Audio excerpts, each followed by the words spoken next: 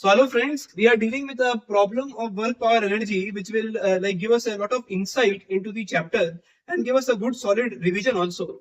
So the problem is stating two particles of mass n and 2m connected by a massless rod slide on the inside of a smooth circular ring which is fixed of radius r. The masses are released from rest. Determine velocity as a function of theta, v maximum and its condition. तो initial condition अगर अपने देखें तो this is the initial condition where 2m is placed here, m is placed here, and there is a rod which is connecting them. And this rod is mentioned to be massless. Another important parameter in the problem is that the two particles are referred.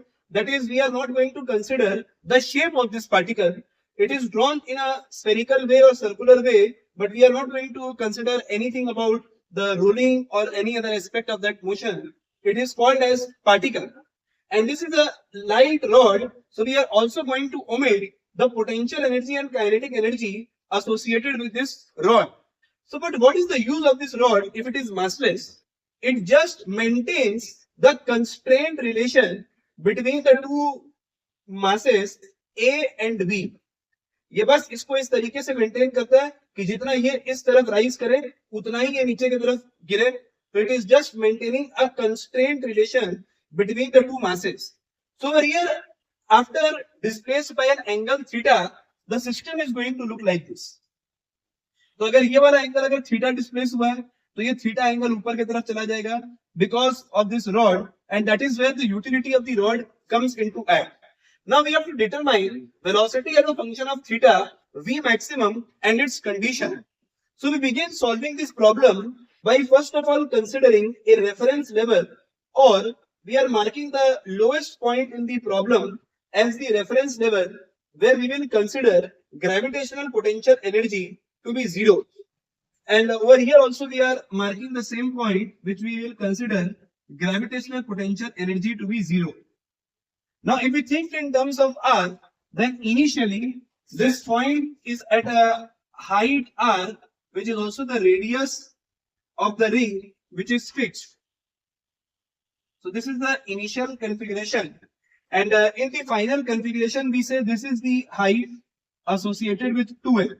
So this radius is r, so we can mark this part as r cos theta, and this portion will become r minus r cos theta. This total distance is equal to r. Since this is r, this angle is theta, so this length becomes r cos theta, and hence we are left with r minus r cos theta, which is this portion of the length. And over here again, if we consider this, we say r cos theta. This one is r sin theta, and this is r minus r sin theta. So for convenience, I am again redrawing this diagram for you to understand how we come across this r minus r cos theta and r minus r sin theta. So over here in this part, we have this as r, this angle is theta. So this portion will become r cos theta. And since this total distance is r, we can say this distance is r minus r cos theta. And similarly on this side, we say if this distance is r and this angle is theta, this time this portion will become r cos theta, and this is r sin theta, when we consider this one as r minus r sin theta. So this is how we determine these two heights which we will be using while writing gravitational potential energy. Now if we consider what is to be done in this problem, we are saying that total energy initial must be equal to total energy final. So we are equating energy in these two cases. So initially the entire system is at rest. This mass is at reference level and will not contribute to for any gravitational potential energy. Only this mass will contribute. So we are writing m, g, and height is equal to r. This is the total energy initial associated with this system.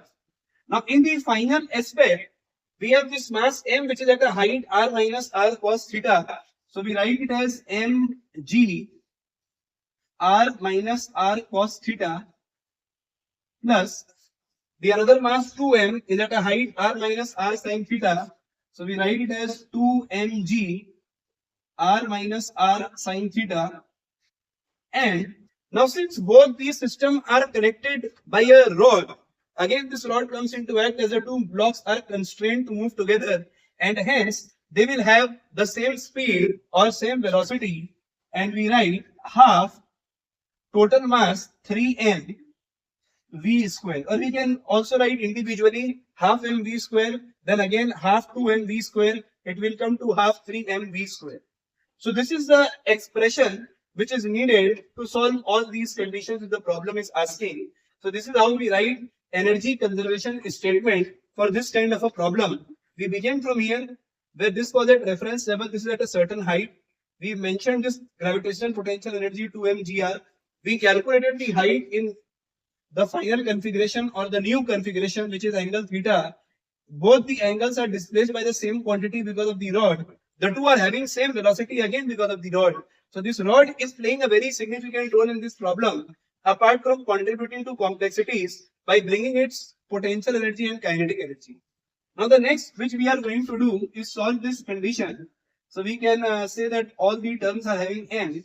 So we can chop out all the m, and we have 2gr, which is equal to gr minus gr cos theta plus 2gr minus 2gr sin theta plus 3v square by 2. So over here we can say 2gr and 2gr will subtract out or cut out, and we can say 3v square by 2 is equal to 2gr sin theta plus gr cos theta minus gr. So we can say that if we shift the terms on this side, this expression will look like 2gr sin theta, gr cos theta and minus gr. And now we multiply by 2 and divide by 3. So we get v condition as 2 by 3, gr taken common, 2 sin theta plus cos theta minus 1 and square root of this term. So this is the first part of the problem where we have to determine velocity as a function of theta. So this is velocity as a function of theta. Now for velocity to be maximum, if we want v to be maximum, for v to be maximum, this function of theta must also be maximum, because all these parameters 2 by 3, g and r are constant. It is only theta which is varying with time. So for velocity to be maximum, this function of theta, which we say as 2 sin theta plus cos theta minus 1, so this must also become maximum. So for maximum, we are differentiating this function with respect to theta, and we get 2 cos theta minus sin theta, and we equate it to 0 for determining the maximum condition, and we get tan theta equal to 2. Sin theta, sin by cos, tan theta equal to 2. From here we can write sin theta equals 2 by root 5 and cos theta equals 1 by root 5. So we are writing tan theta as p by v. P we are taking as 2, v is equal to 1, and then simple calculation for sin theta and cos theta, we obtain this value, and therefore the maximum value can be obtained. So this is the condition. The condition for velocity to be maximum is when tan theta equal to 2 or theta equals tan inverse 2. And if we substitute the value of sin and cos, so we get 2 by 3 gr twice of sin theta, that is 4 by root 5, plus cos theta, which is 1 by root 5, and then minus 1, we get the maximum velocity. So here we have 5 by root 5, that is root 5 minus 1, 2 by 3, root 5 minus 1, gr square root is the maximum velocity which we are looking for, and this is the final answer for this problem which we are dealing in. So again, let me just take you through this problem.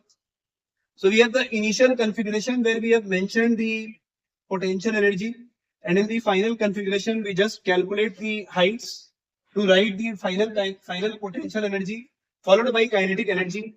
The rod is playing a very significant role in maintaining a constraint relation, as a result of which both the displaced angle is same and the speed are same because they are constrained to move together. and then we solve this aspect. Another important part is to keep this in mind that this entire term is function of theta. यहाँ पे ये जो 2/3 GR term है तो constant है, so we are only having this part. अगर अपने इसको मैक्सिमम कर देंगे तो अपने यहाँ वेलोसिटी भी मैक्सिमम हो जाएगा. इसको मैक्सिमम करने के लिए अपने डिफरेंशिएट करके जीरो से इक्वेट करें कंडीशन फॉर मैक्सिमा. तो साइन का डेरिवेटिव कॉस, कॉस का माइनस साइन, इक्वेट कर दिए tan theta 2, and then we put this value to obtain this maximum velocity which is possible for these two particles. So this is how we solve this interesting problem on work power energy. Technically we have just applied work energy conservation over here in this problem. I hope you like the problem. Please like, share and subscribe.